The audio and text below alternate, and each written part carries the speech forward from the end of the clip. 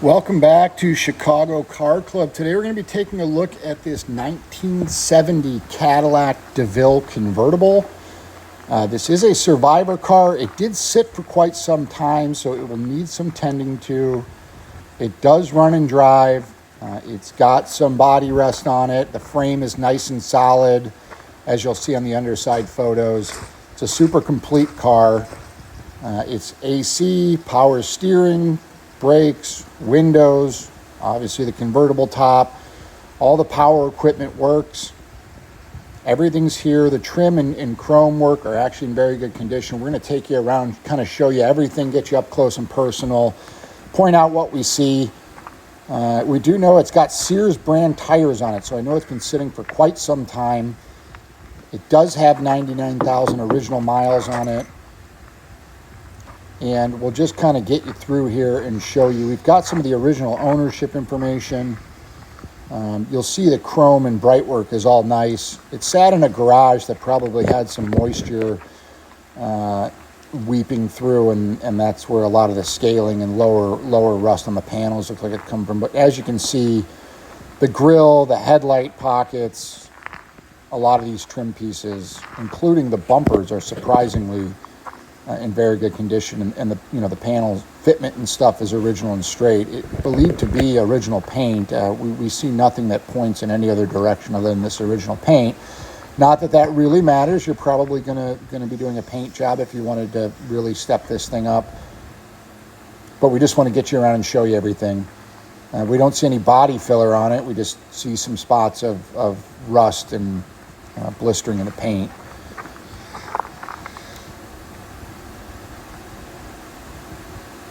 We like to move around nice and slow so you can see exactly what's here. Obviously, like we mentioned, it's going to need tires. The convertible top is actually in really good condition. It has one little tear in the center of it, which you'll see, but the power top functions nicely. All the cables move, hinges are in good shape, and it goes up and down just as it should. Little dent there in the rear bumper, but overall the bumpers are really great. And as you know, today re-chroming can be a pretty expensive and timely endeavor. So fortunately, the bumpers on this, I don't believe, need to be tended to at all.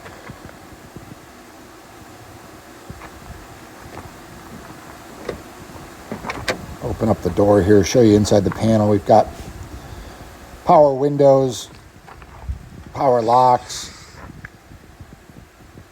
Show you the underside of the door. Got some rust under it.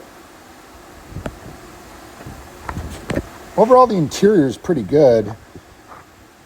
We didn't do much. We didn't use an extractor or anything on the carpets. The dash is nice and clean. A little bit of dirt in the driver's seat and on the bench of the front, but I think it would clean up even better than what we were able to do with it. And just some staining down on the lower carpets. Either a carpet kit would obviously make it look new, or an extractor on the carpets would probably go a long way here. Showing you up close, hopefully not making you dizzy. It's important that you know exactly what's here. As you can see, we've got the boot over the convertible top down, and we'll show you a video in a little bit of the top going up and down. The wipers work. Signals, lights, all there and functioning. As you can see, again, underside of the door. But the panel, the interior trim panel is nice. All your power options. And then through the door jamb. Power seats as well. So it was a well-optioned car with air conditioning. The odometer does roll. We have driven the car, however, it doesn't have brakes, so we don't recommend, obviously, anybody driving out of here with it. It seems, I believe, on the driver's side, on one of the long brake line runs, it looks like it's got a broken brake line on it. But the emergency brake works. Put you inside the trunk here, and we'll lift up the mat and show you. It's got the original spare in it. Again, we don't see overspray anywhere here, so we believe this to be original. We'll peel this back and just show you. I mean, that looks like new, so. And all the pieces to the spare look like they're here. The cardboard's still in good shape. Forward in the trunk area.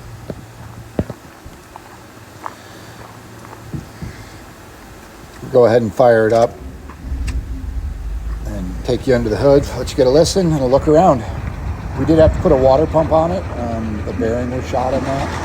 It does have a leaky radiator.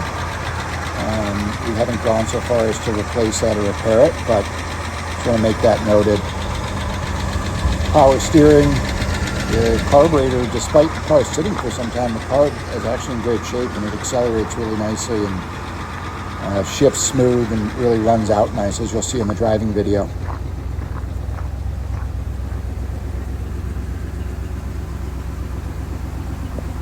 The exhaust, it is rusted off at the back, so in front of one of the mufflers, the exhaust will need to be swapped. But it's really a great project car, because as you can see on the upper parts of the panels and around the back, where the convertible, top sits down, that area is dry, which is, usually a place where we see a lot of rust in these, which becomes difficult, and in the A-pillars. But we'll take it for a ride here. Again, we're not going to go very far, very fast. We don't recommend anybody do this, but I want to show you that it does drive, it does accelerate, and it's actually quite roadworthy if it had brakes and the radiator repaired. And keep in mind, these are very old tires and they're mix match. Not ideal, but I want to show you the odometer rolls, the speedometer is working, the radio functions, the wipers work, the power steering feels great. And it makes quite a bit of power. I'm surprised, usually when cars sit today with the amount of ethanol in the fuel, oftentimes the carburetors get really gummed up. We didn't have to do anything to this, and which kind of tells us it was put away properly. Either the carb was drained or there was some sort of fuel additive introduced to it that, stabilized the fuel over time. It'll actually break the tires loose. It's got that much power at 427.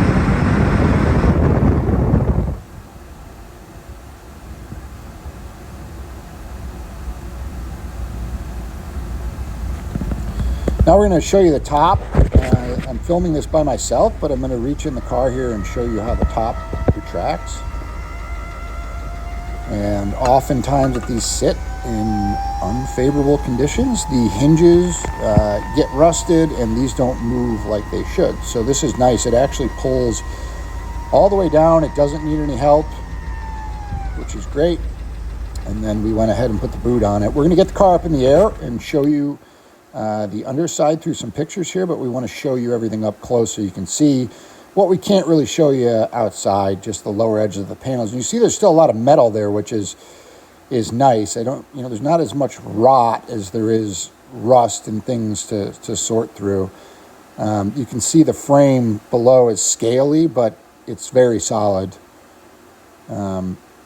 Pretty heavy gauge steel on these, so it's not very common to see the frames rotted out in them, but certainly possible. And this frame is nice and solid, so that's great.